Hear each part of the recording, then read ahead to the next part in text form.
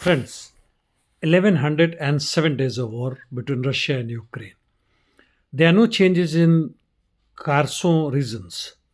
In Zaporizhia, Russian armies are advancing northwest of Valley Novosilka on various fronts, coming to east now. In Kurakhov sector, south of Zaporizhia village, Russians' offensive operations for Saranya Ravine is continuing and they're advancing towards Constantinople and also outwards from Andrivka. Adjacent to Pokrovsk regions, southwest of Nadezhdinka, Russians advance towards Kotlyaarovka and Preobrazenka. Towards Dnipro direction in the left flank of Pokrovsk, Ukrainians carrying out counterattacks and have pushed Russian army out of Udakne to south.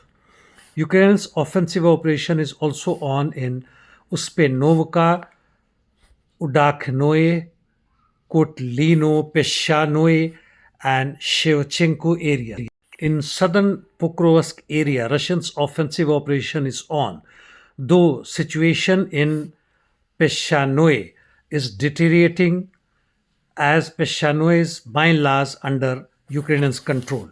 Ukrainians also carried out attacks from Shevchenko and within the city.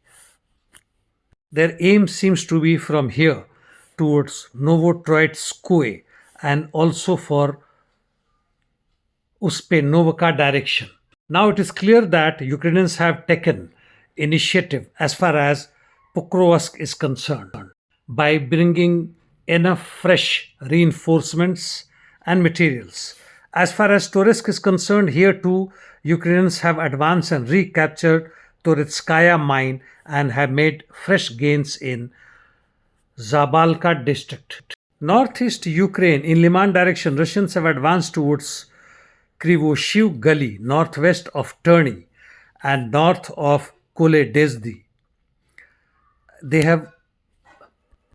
have increased their area of operation towards Zaporizhia. However, as far as Zapadne is concerned, Ukrainians' counter-attacks was partially successful north of it. In Sudzha Kursk direction, Russians have consolidated position in Novoya Sorochina and their offensive operation is continuing towards Malaya Lokanya. Russians have advanced in forest south of Sudzha district.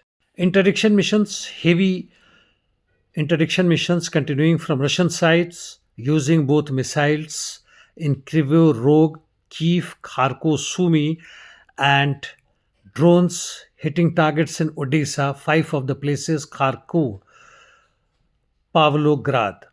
However, from Ukrainian side, less than a dozen of missiles reached and hit targets in Belgorod, Crimea, Kursk and Bryansk. This is probably due lack of American intelligence to Ukrainian armed forces. Coming to Palestine, Lebanon, Syria and other parts of the Middle East, IDF bombed targets in Rafah, Khan Yunis areas, West Bank, no changes. Syria, STS has started security operation in Al Samania city in Dara province.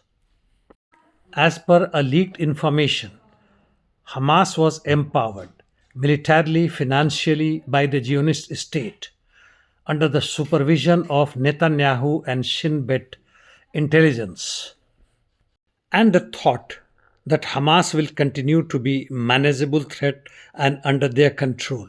Nonetheless, things exploded as Hamas really wanted total freedom of Palestine land.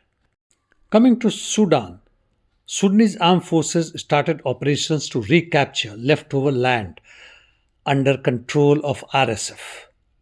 In Semar front, they launched operations against RSF, including Blue Nile front and made good gains and almost under their own control. Now the rebels have retreated towards southern Sudan. There is information that Trump's top allies held secret talks with Zelensky's political opponents.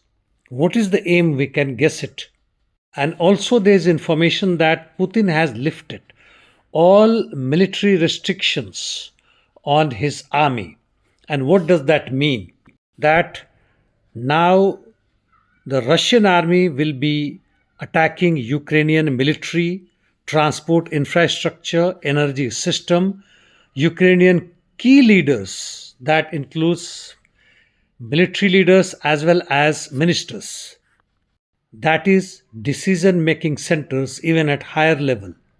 In the meantime, Macron has said that France has most effective army in Europe and Russia has become threat to France and Europe, and hence he wants to give guarantee to entire Europe against Russian attack with nuclear weapon deterrence. Things are changing very fast, and hence see you tomorrow. Thank you.